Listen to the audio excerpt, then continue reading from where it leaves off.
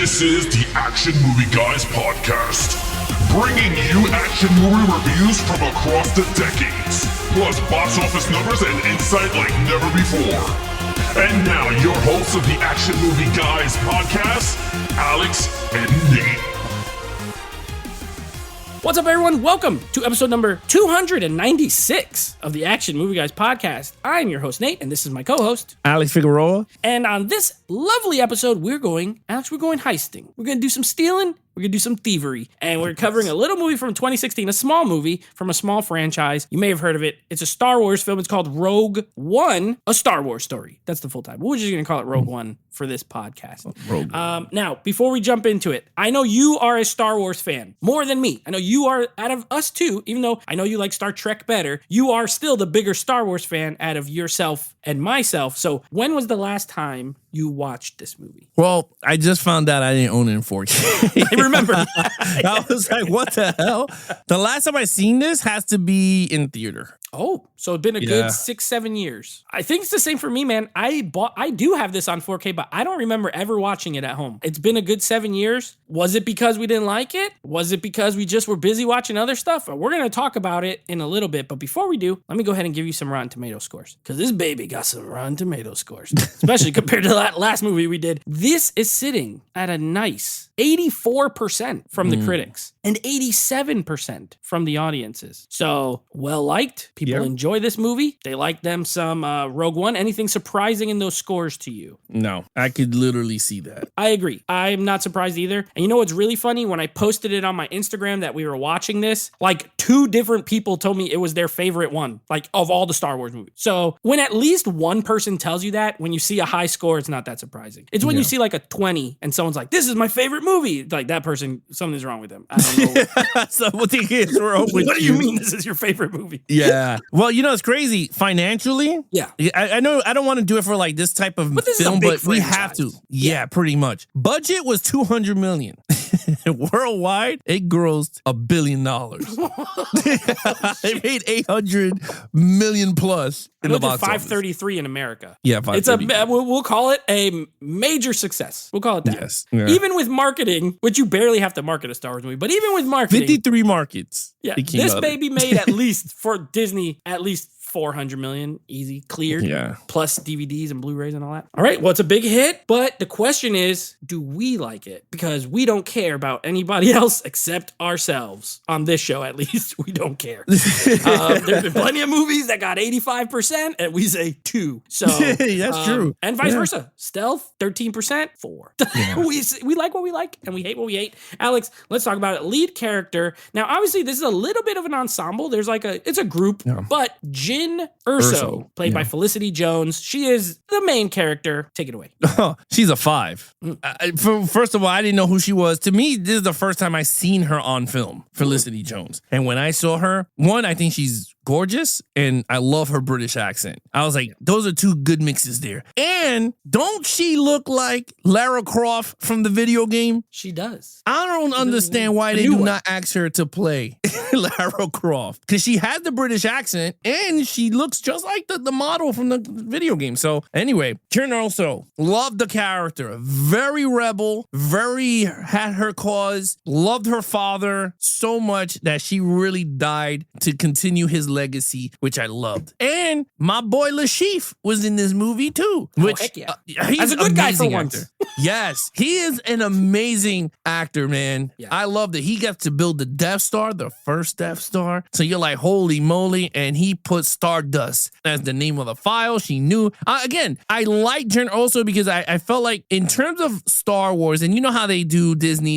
I don't want to go down this rabbit hole, but with Disney's women forcing down your throat, this movie did not feel like that. This movie, they developed her character so well that I'm like, I love this character. I wish they never killed the damn character, but there's nothing you can do because this character was only written for this one movie. So yeah, pretty much. But I just love the way they told us these characters because they were all, look, the entire ensemble was written very well. I'll say this right now. From my man Donnie Yang and the Blind, that's the first martial. With me. Yeah. Whatever you say. He is the first martial artist like character in Star Wars. Besides, I know everyone's gonna go, yeah, but Darth Maul. No, I'm talking about full blown. He can whoop your ass with a stick, and he has no Jedi powers, no nothing. I mean, I think he did though. He literally had a little bit of it towards the ending. Shot by all them bullets. Yeah, he didn't get shot at all. So like it told you that he had a little bit, but he wasn't like a full blown Jedi or whatever. But he was surrounded by the Force, like that good whatever. But anyway, I was just like, you know what? That's awesome. His friend, I loved him too, with the big cannon that shoots lasers. The only dude that I did not like is Cassian Andor. I hated. Yeah, I don't like him. I didn't see the TV show because I was like, I hated that character. But he played him very well. Like, I'm not saying like I didn't like the character, but I thought the character did a great job in the movie. Like he was gonna snipe the father, and you were like, holy hell, this dude is evil. And I love the robots. Every time Star Wars puts a robot in the ensemble, you're gonna love him. There's no way you're gonna hate. But anyway, I'm gonna let you go. I thought she was great. I gave it a 5. Perfect. You know, okay, I think I agree. There's something very specific you said, and that is, of course, Disney with the strong female lead. This is one done right. She doesn't have magic powers. She's not the greatest of all time. She has to work to get what she wants. She has a team that helps her. She's not just, dominating everything she does. There's always the potential for her to fail. And these are the things that make you a human character, and that's what's good for me. My only gripe with her is like, I agree with you. She is like, she fits in as a rebel, character, but she's like a little quiet.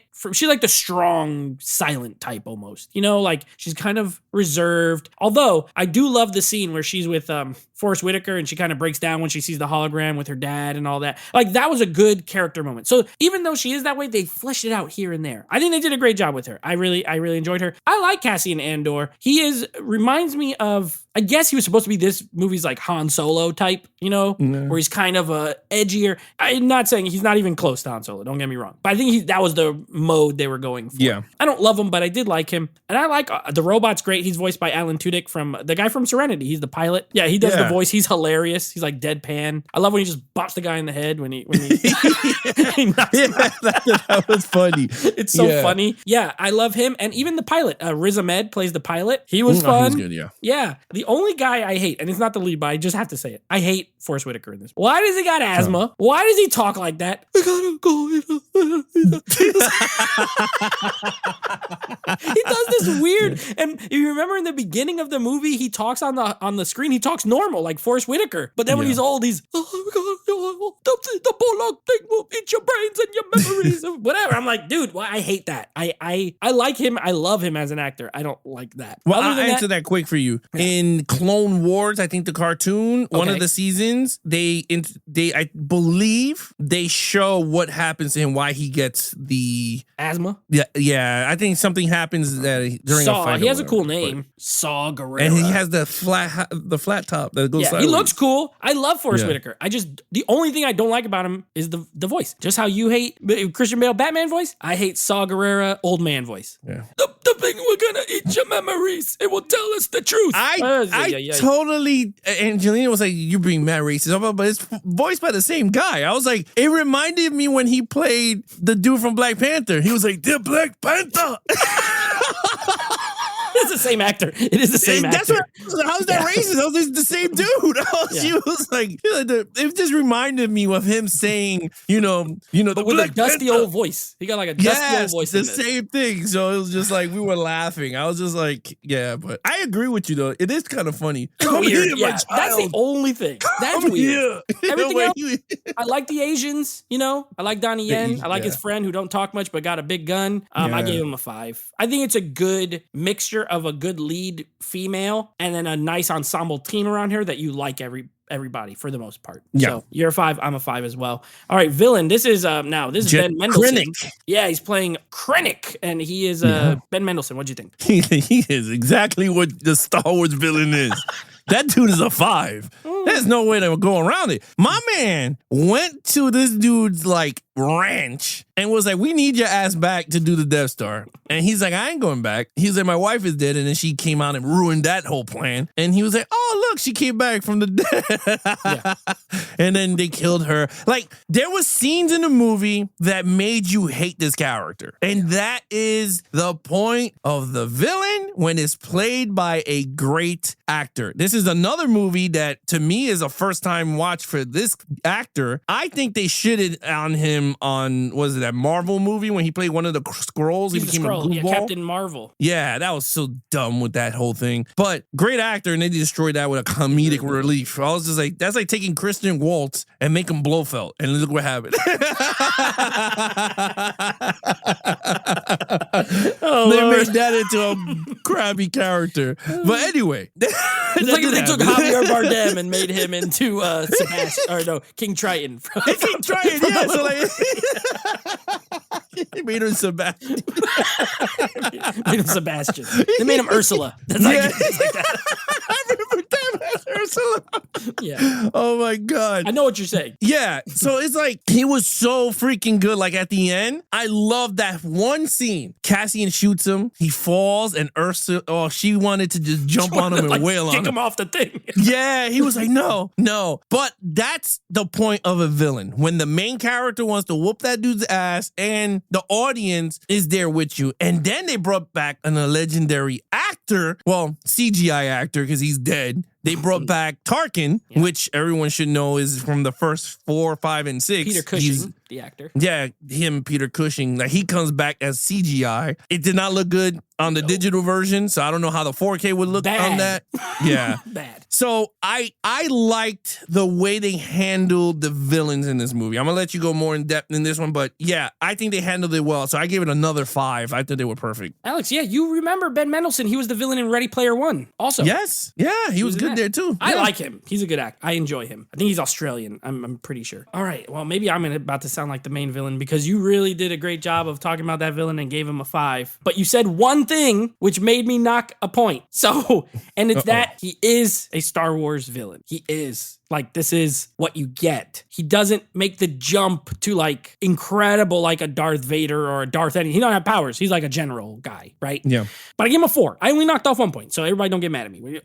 Just because of that, because I felt like it didn't feel new, it didn't feel fresh, but the actor's great. So a great performance. And you're right. This guy's a bastard, dude. Like, at the beginning, when he goes to get him, my man just wants to be retired. Not only that, then he's like telling the wife, hey, put it down, whatever. And then he just blasts her. Shoot her. I don't care. Galen Erso, he tells him, I was me. I sent the thing. And he still shoots all the old guys anyway. Shoot them. Engineers. Yeah. He just blowing everybody away. Also, he gets a 4, though, because he got absolutely punked by Darth Vader. Like, so hard, you can't even deny it. He's like, it was a great scene, by the way. Darth Vader comes in. He's talking to him. He's like, oh, so you're going to tell the Emperor about me. You're going to tell him about how good I am. And he's like, he starts choking, which leads to Darth Vader's not known for one-liners, but a great one-liner. He's just like, be careful not to choke on your ambition or whatever he said. Like, okay. Yeah, I think it was on that, yeah. My boy, Darth Vader, which, by the way, I think we got to factor him into the villains because he shows up and he has, we'll save it for action, but he has one of the best scenes in the whole entire movie and he's only on screen for like 5 minutes. So if that, maybe 3 minutes. So if you factor him into the villains and you factor actually, I'm going to give it a 5. I changed my score because you know what? Even though he's the main, you got like 1 million stormtroopers. You got like the Empire is the villain and it is a classic all time. So I'm going to change my score to a 5, factoring in all. But if it was just him for me, 4. Okay, I'm really excited to talk about this. What do you got for action? All right, so it's weird because this movie's not heavy on action, like a typical Star Wars movie with the lightsabers and whatever. Towards the end, it is. On the beach, it was a lot of action on that beach. It was a lot. But I don't want people to be like, oh my God, you're evil. I give it a 5 because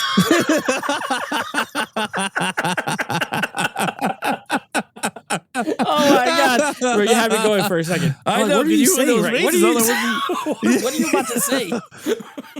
This is one of the best well-done action. I think it gave you the amount of action you needed to conclude the movie. And I love that the storyline was the bulk of the beginning. It just gradually got better towards the end and gave you the big finale money shot. And I know the Darth Vader scene was a reshoot. They added that shit in towards later with another director. It wasn't even Garth Edwards who did it. Yeah, it was Tony Gilroy, I believe. Yeah, so that dude looked like he looked like he was gonna be like, oh my God.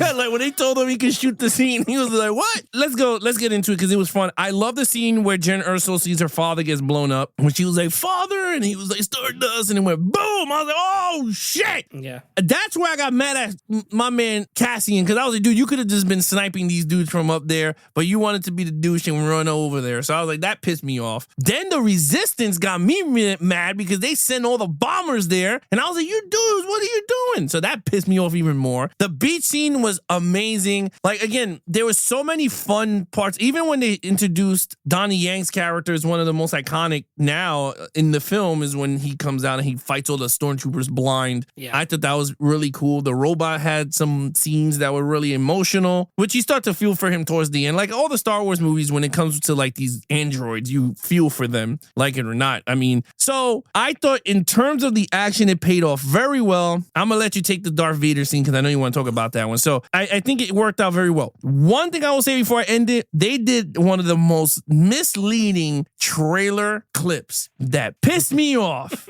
is when Jaren also is running to turn on the satellite and Darth Vader's ship goes up in front of her. And you're going, oh, Darth Vader's in his ship? Like, your ass is done. But they mislead you because that's not even in the movie. Nope. And I was just like, oh, but I always remember that because that's what sold me. Like, he was in his TIE Scepter or whatever the hell is called, the Darth Vader TIE Scepter, whatever. And I was Darth like, oh. Vader's scepter. Yeah, his scepter. Yeah. But other than that, kudos. I gave it a 5. Yeah, dude, I checked the time because I knew it. I was watching the movie. I'm like, I know there's going to be some action in this. Not that there wasn't. There's little bits. But the last 40 minutes of the movie is an action set piece, pretty much. The whole entire thing. When they get to that planet where they're stealing the plans, from that moment till the end is action. It's action. Yeah. It's nonstop. Because even when you're just with like Jin and Andor, even like they're climbing in the thing, they have to go get like there's a lot of moving parts. Gareth Edwards, I know he directed,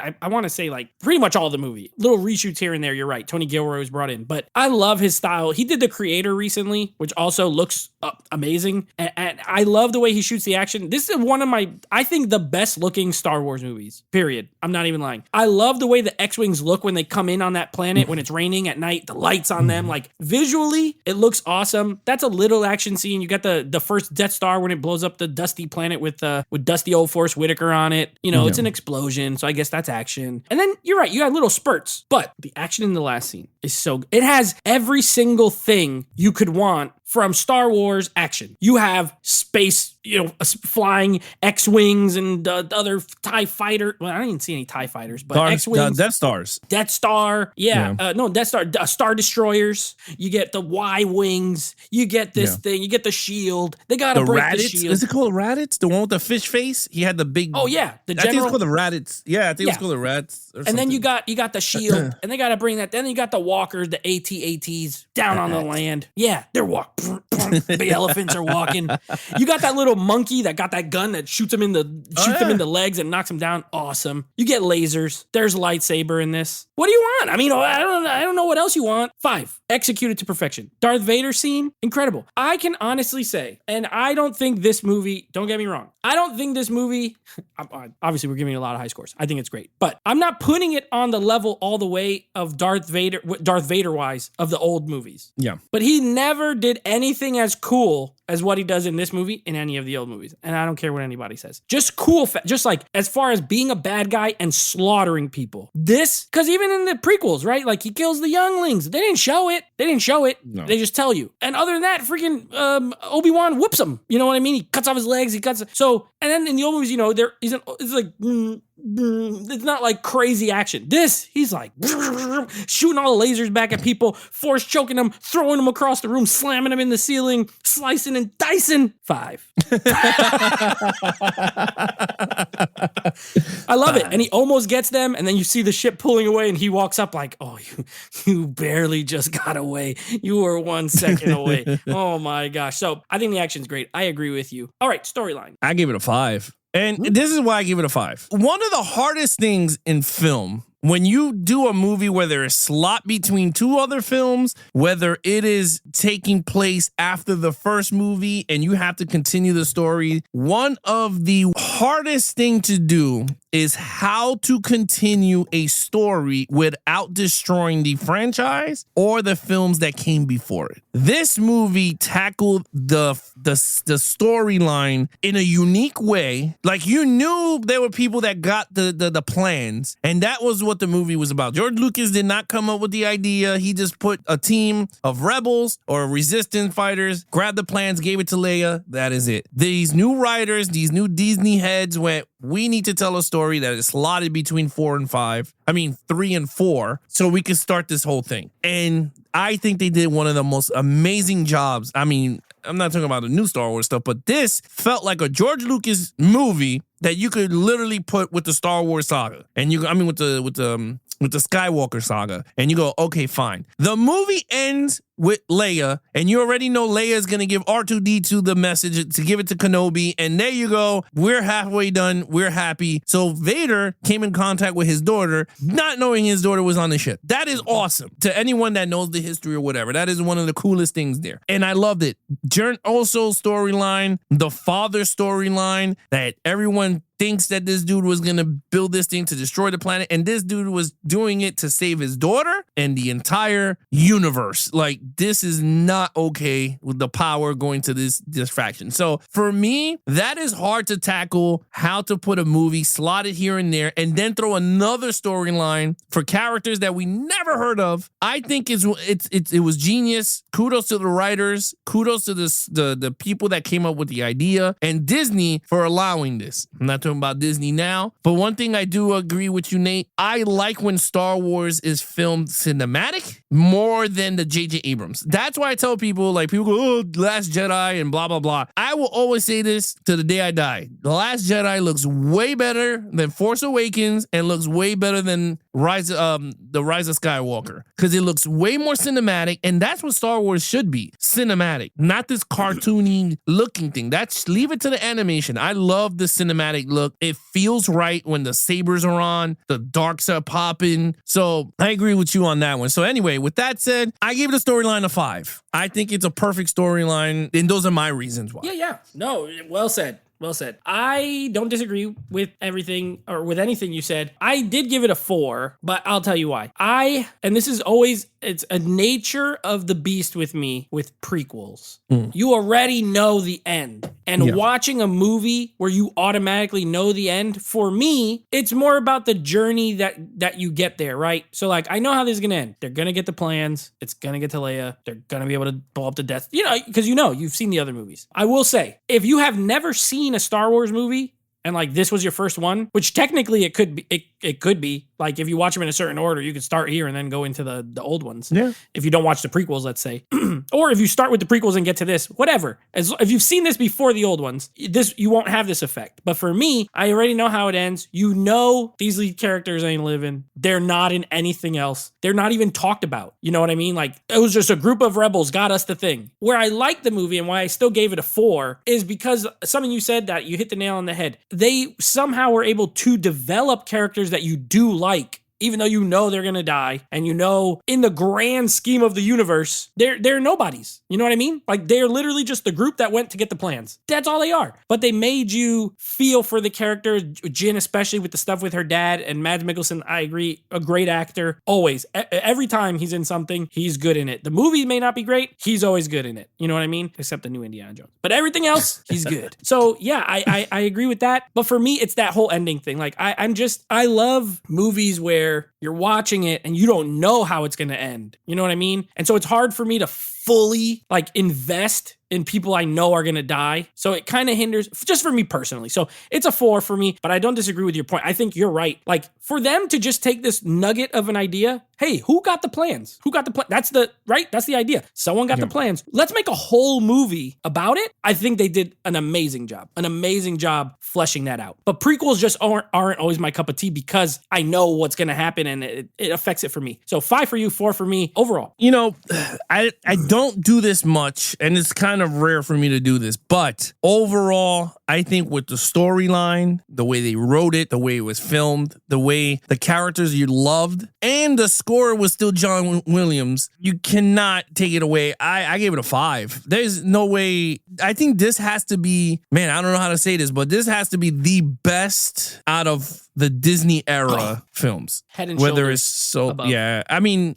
we didn't get to Solo, which I know we were gonna do, will. but and then the other 3 movies, 7, 8, and 9. I think out of all of those, this has to be the well packaged of everything Disney should have gave us with the other movies. But with that said, I mean, that's another argument another day. But I gave it a 5. Yeah, this is definitely the best Disney Star Wars, hands down. And I don't hate the other ones as much as some people, but again, I am not the Star Wars guy. You know what I mean? Like, I know the diehards who really grew up with it, who love it, they don't like them, and I don't like I didn't like The Last Jedi, and I think Rise of Skywalker has a lot. I like Force Awakens pretty good though, but I don't claim to be a diehard Star Wars fan, so whatever. But I still think this is the best of the Disney Star Wars. You're absolutely right. The characters are right. The visual look, it looks better. It looks amazing. The action is there. As an action movie, this is the most action movie out of all of them. Like, the other ones are Star Wars movies. There's space, there is action in them, but there's like 50 characters and it's this big storyline. This is more small scale, and then like it's a war movie at the end. They're on the beach. It literally is like Saving Private Ryan, but with space stuff and laser. You know what I mean? So I think it's different. I still ended up at a 4 because of the story stuff. Like, just knowing the ending, knowing all that stuff, it hinders it for me in that way. But I don't disagree with you and anybody else who gave it a 5, I'll tell you that much, because I do think it's a great movie. I really enjoyed it, and I don't watch it often, but I will definitely watch it again soon. Maybe when we cover the Star Wars movies, I'll watch it again to, make it for the next one to be like a little bit more engaging and stuff, or just to see how it flows. You know what I mean? But yeah, I totally see your score. So obviously, what's your total? It's a 25 out of a 25. I think it's the first perfect within, I think we did in a while. That's the first perfect you've done in a long time. In a very long time, I don't even remember the last one. That's how long it's been. It's a perfect. Yeah, I gave it 23. So I'm very far off. 23 out of a 25. This is a fantastic movie. If you haven't seen it for some reason, definitely watch it. Would you say that people should watch it? What's your ideal watch order for the Star Wars? For you personally? If you're going to do a marathon, how would you do it? I won't add Solo because Solo has nothing to do with the Skywalker. It has nothing to do with it. So I would go 1, 2, 3, Rogue One, 4, 5, 6. So you'd watch 7, them 8, and 9 in story order. Yeah. Yeah, I tend to like to watch stuff in release order, but because this one falls in between the prequels and the original, I don't know how I would do it. I'd probably do it in that order as well. Now, having seen them all, I'd probably just go in story order. Because I think you would enjoy it more with that slotted between 3 and 4, because now you know the ending going right in. I mean, of course, it's gonna look weird because it's the 70s and all that, but still, like, once you see the storyline, you go, oh, okay, that's where If you were gonna watch Solo, I think it would go after, because it has Darth Maul in it at the end. Remember? And he was so it'll be 1. Solo. I think it's slotted between 2. So between 2 and 3. Yes, I mean 1 and 2. So it'll be 1, then Solo, then 2, then 3, then Rogue One. Yeah, because I don't know if he's. Again, we don't know what timeline is. Huh? It's like the metal leg Darth Vader from the cartoon. That's what I heard. Remember in one of the cartoons? Huh? They never showed his body. They only showed the top. But remember he got cut in half, so he has to have the metal legs. Well, that's what I was trying to tell you, is that we don't know what timeline is Emperor Palpatine his master at that time. Like, we really don't know. You know what I mean? Like, it's so. I mean, if it is the metal legs, that's towards the cartoon. So that's Clone Wars, which Clone Wars is slotted like between. 2. Yeah, I think it's after 2 and 3. Between 2 and 3. So there you go, guys. If you're gonna watch it, me and Alex think the order would be 1, 2, Solo, 3, Rogue One, and then 5, 6, 7. Yeah, but I would go without Solo and just go 1, 2, 3, Rogue One, 5, 6, 7, 8, 9. Fair enough. All right. So this was a big hit with us, with the critics, with the audiences, made a lot of money, did really well, and we enjoyed it as well. All right, here's what we got coming up. Next week, we are wrapping up Ninja Turtles with Teenage Mutant Ninja Turtles Out of the Shadows, the final of the live action Turtles movies. And then we're continuing Heist Month with a movie I actually have been excited to do on this show because I only saw it once, but I remember it having a lot of action. And we're checking out Alex's main man, Uncle Jerry, Gerard Butler in Den of Thieves. Doing a little Den of Thieves, a little 50 Cent, a little Pablo Schreiber, a little Uncle Jerry Butler. So that's what we got coming up. A little bank heist, right? I think they're robbing a bank in that movie. So yes, Den of Thieves, Ninja Turtles, Out of the Shadow next week. I will say this for those of you out there that really want to do the Star Wars thing. I will just say this now, mad quick. Solo takes place 9 years after the end of Revenge of the Sith. So part 3. Yeah, so Solo. 1, 2, 3, Solo, Rogue One. Yes, because then Rogue One is 5 years. It's 5 years before Rebels. So that Rebels is the cartoon. So I don't want people to be like, whatever. Then it says about a decade, which is 10 years before the events of Rogue One and A New Hope. So it'll be Solo, Rebels cartoon, into Rogue One, into New Hope. If you're really committed and you just want to do the whole thing, that's your order right there. That's your order right there. But if you want to do just the movies, it'll be Solo, Rogue One, into A New Hope. Got it. So I don't know. I think that's how we're gonna do it. Yeah, when we do our Star Wars, we'll do Solo. I'm gonna rewatch it in Rogue One anyway, and then go right into those. So there you go. There you have it. That's it. You guys want to follow us in our social media accounts? Please follow Nate over on Instagram at Netflix Reviews. Check out the podcast with him and his friends called Netflix Movie Reviews. Anything action movie, guys, head over to Instagram at Geeks and Flicks. Head over to the official website at www.geeksandflicks.com. He is your host, Nate from Netflix Reviews. I'm his co-host, Alex Figueroa. May the force be with you. Be awesome to each other and geek out.